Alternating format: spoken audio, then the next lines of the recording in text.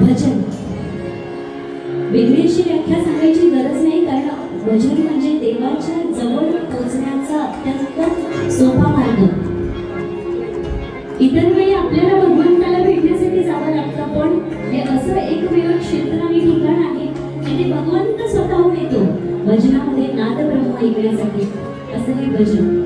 आणि या भजनामध्ये जो दशाक्षरी मंत्र आहे तो म्हणजे जय जय राम कृष्ण हरी. राम राम म्हणजे आनंदाचं प्रमाण. दुःखी माणूस म्हणतो ना, काही जीवनात राम राहिलेला नाही म्हणजे तो दुःखी.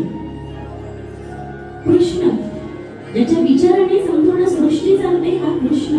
आणि हरी म्हणजे हरी नामाचा उच्चार.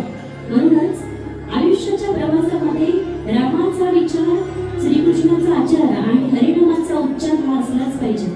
म्हणून राम कृष्ण हरी. आणि या रामकृष्ण हरीच्या माध्यमातून आपण भजनाला सुरुवात करत आहोत. आणि जितकं होतं तितकं आपण नामस्मरण करूया, कारण एका व्यक्तीने केलेलं नामस्मरण आणि 100 व्यक्तीने केलेलं नामस्मरण, या नामस्मरणामध्ये खूप वेगळी ताकद असते. अत्यंत प्रभावी अशी प्रलयकारी प्रलय निर्माण होतात, आनंदी लहरी निर्माण होतात. त्यामुळे जितकं होईल तितकी ही वास्तू आज आपण अधिष्ठी देवीचं नामस्मरण करू, भगवंताचं नामस्मरण करू.